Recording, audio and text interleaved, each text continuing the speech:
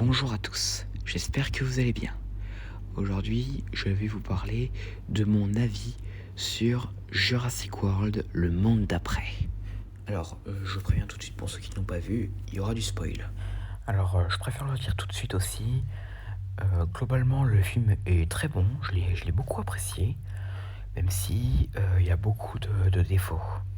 Alors d'abord, nous allons parler des points négatifs. Alors, je vous dis tout de suite, il y en a vraiment pas beaucoup, contrairement aux points positifs. Donc, premier point négatif, Lewis Dodgson. Alors, au cas où vous avez oublié c'est qui Lewis Dodgson, et ben, en fait c'est le responsable de la société Biosyn qui avait donné à Denis Nedry la bombe de Moussarasé pour voler les embryons dans le premier film. Donc, du coup, il est de retour dans Jurassic World Dominion. Et en fait, la déception que j'ai avec lui, c'est que il a aucun charisme à mes yeux.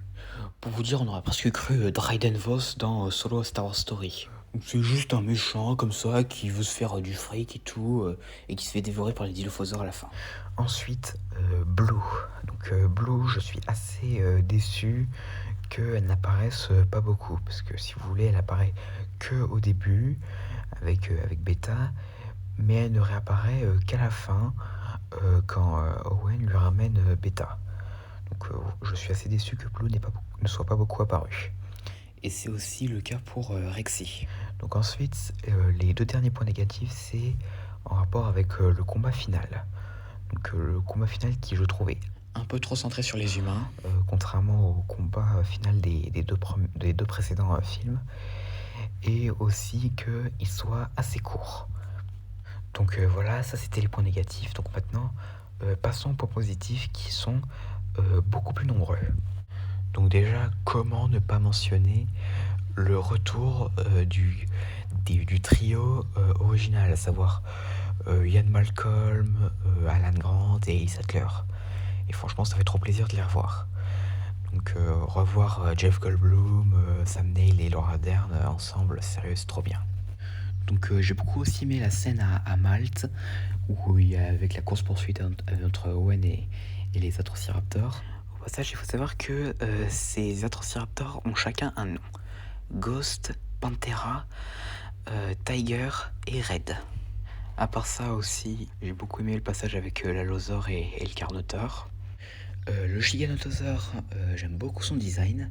Bon, il est pas très proche de celui de la réalité, mais je l'aime beaucoup. De même pour le Therizinosaure et le Pyroraptor qui ont des designs vraiment sympas. Même si j'ai un peu de mal avec le fait que le Pyroraptor puisse nager dans l'eau glacée. Bon, après, un dinosaure qui nage, ok, pourquoi pas, mais dans l'eau glacée quand même, enfin voilà quoi. Par contre, il y a aussi un autre passage que j'ai pas compris. Comment Owen a pu confondre le Giganotosaure avec l'Allosaure? Parce que sérieux, ça se voit quand même qu'ils sont très différents. Mais bon, voilà. Donc les Dilophosaures aussi, j'étais très content de les revoir. Bon, après, ils étaient déjà revenus dans la saison 4 de la série La Colle du Crétacé. Mais bon, après, ils ne sont apparus que pendant un petit moment. Mais bon, de toute façon, ils reviendront dans la prochaine saison qui arrivera en juillet. Donc, le Docteur Who, ça fait plaisir de le voir qui prend enfin compte de ses erreurs.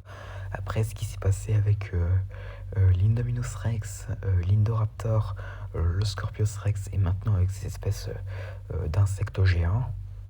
Aussi, j'ai bien aimé la scène où Owen poursuit les Parasaurolophus sur son cheval, qui au passage m'a beaucoup rappelé le film La vallée de Gwangi de 1969.